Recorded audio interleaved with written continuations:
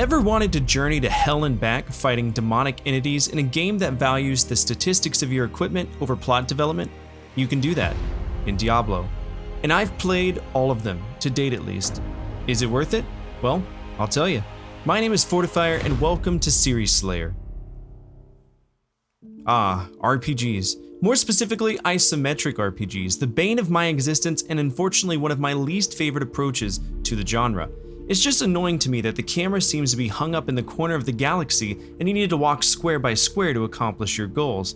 Anyway, the series that we're talking about essentially created, in my opinion, the loot porn genre, all while heavily utilizing the isometric view, and to be honest, Blizzard did it really well. Well, Condor Games did, before becoming Blizzard North, did it well. And it all began with Diablo. Fair warning though, this video will contain minor spoilers about the storyline, so if you've never played Diablo or any of the games in the series and you want to, then I suggest avoiding this video until you've taken the time to check it out. Diablo was released for the PC in 1997 and saw a PS1 and Mac release over the course of the next year. It's an action RPG that is essentially a dungeon crawler with elements of hack and slash. The story is pretty simple. Tristram is #fucked because the devil's minions have shit on everything.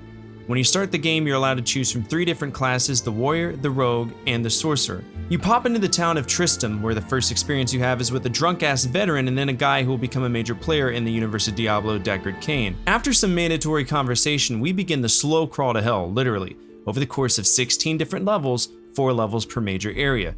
These areas include the cathedral, the catacombs, the caves, and as expected, hell. That's literally all that Diablo really is. It's killing enemies, taking their items, some of which need to be identified by Deckard Cain.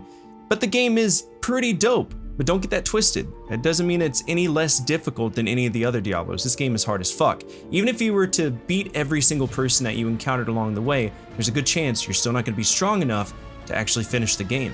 In my playthrough, I had to play it down to level 12, then restart the entire story with my character, which in Diablo, once you create your character, it doesn't really reset your experience. So you can grind everything to level 15, then restart the story and continue to gather more levels. All in all, this was a very successful game that kicked ass for people who enjoyed this style of gaming, which isn't me. Sorry.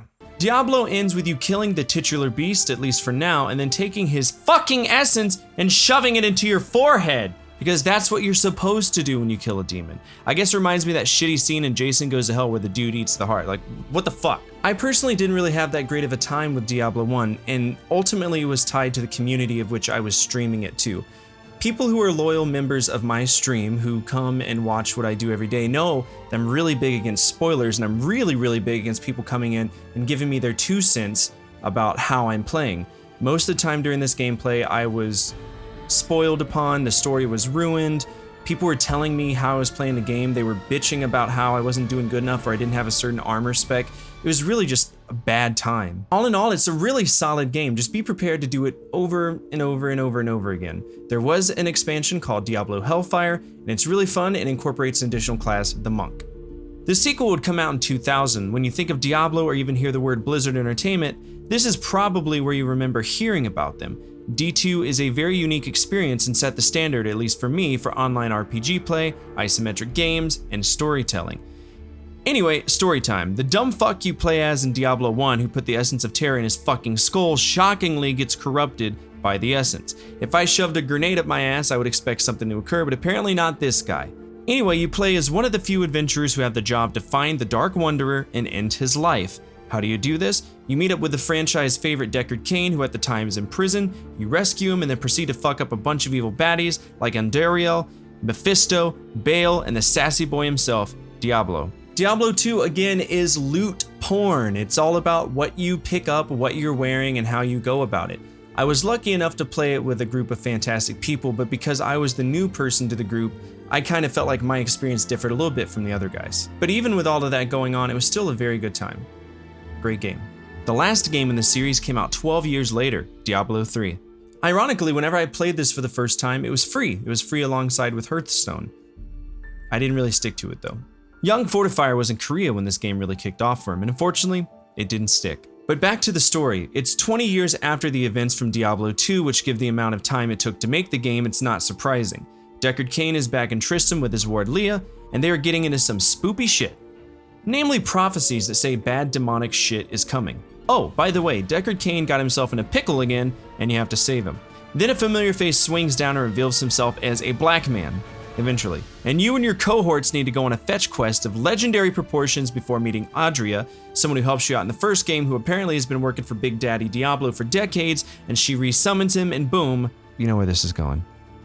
Diablo 3 to me was the most contemporary and most fresh. It just made more sense to me and seemed like 50% more playable. The storyline and the cinematics are a great addition, and I had a blast with it. But that's not all. We have 2 major entries coming out soon. The first is, well, it's Diablo Immortal, which was met by roaring applause and happiness from... Hey, just was wondering, is this an out-of-season April Fool's joke? Did you really think that one of the most evolved communities in the RPG world are going to be relegated to a fucking phone game? What kind of gimmick is that? You stupid. Stupid. Give me something better.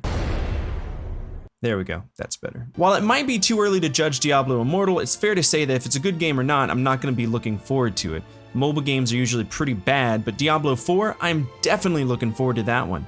I'm curious what all they will add or detract from the series and who all will be in play. But we still have to answer the question, is it worth it? Yes. It's worth it. I know that I don't really enjoy RPGs that much, but when you consider the gorgeous visuals, the captivating storyline, and the possibility to share that positive energy with friends, you have the perfect recipe to have a strong franchise. Diablo is no exception. While I might have had some bad personal experiences at the end of the day, I enjoyed the conversation that Diablo stirred up. Would I go back and play it? Probably not, but I would if someone asked me nice enough and wanted to hang out.